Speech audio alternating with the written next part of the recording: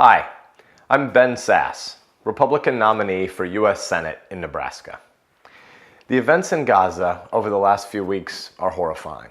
The pictures coming out on a nightly basis are obviously tragic, and the loss of human life pains Nebraskans. But listening to our people, it is also obvious that our folks are aching at the moral absurdity of how the national media repeatedly covers this story. Most news outlets report on this terrible battle between Israel and Hamas as though there is some sort of moral equivalency between the two, when there is simply no comparison.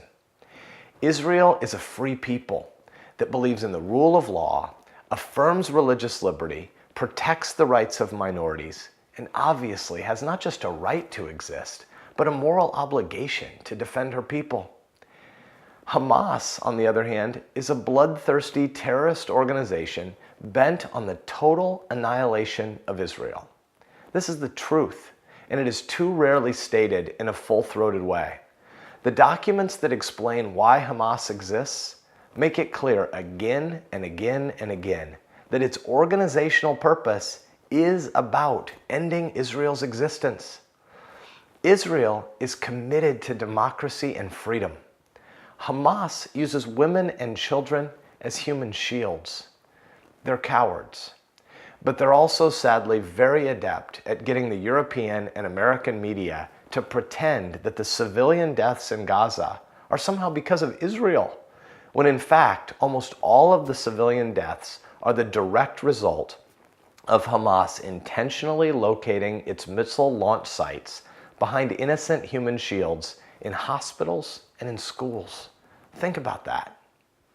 There's something else happening here that has not been covered enough, but should be deeply troubling to all freedom-loving and all anti-terrorist Americans.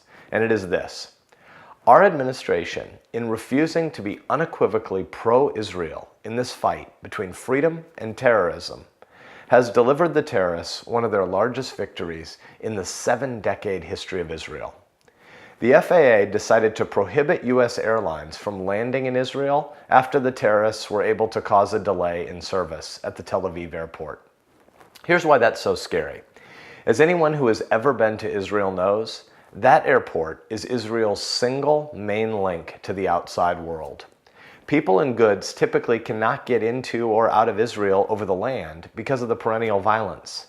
Hence, if Hamas can shut that airport down, then it's possible for them to begin to believe that they could isolate and ultimately starve Israel. This will recruit more jihadis across the region into their fight. This cannot be allowed to continue. The people in our state understand what our leadership in Washington too rarely does, and it's this. The short-term peace agreements brokered by the often morally indifferent international community never last, and that's for one simple reason. Hamas always breaks them. Every time Hamas attacks Israel, they are making a calculated gamble that the international community will never really let Israel do what it takes to destroy the terrorist organization and to defend itself. And so Hamas plays out the same cycle. Attack Israel, then wait for Israel to counterattack, knowing that the international media will inevitably cry foul and demand that Israel stop the violence, as though Israel is somehow the aggressor. Then Hamas just goes back underground and starts replenishing and plotting new acts of terror. America has not had a coherent foreign policy that the world understands for quite some time now. Worse, we have mistreated Israel on multiple occasions, acting like we believe that Hamas and Israel somehow bear equal shares of blame for the unrest and the violence in the region. This is part of a larger pattern of failing to be a strong leader on the international stage, emphatically opposed to jihadi terrorism. As a result, our enemies decreasingly fear us, and our friends decreasingly trust us. It's time for this madness to end. Not only does Israel have the right to defend herself, her government and its leaders have a moral obligation to do so. They must defend their citizens. If the international community truly wants to help end the violence in Gaza, then they need to get out of the way. Israel choosing to destroy the leadership of Hamas is every bit within her rights. As your senator, I will be a strong voice for our relationship with Israel and I will work hard to hold every administration, whether Democrat or Republican, accountable to backing our closest ally in the Middle East. I'm Ben Sass, and thank you for watching.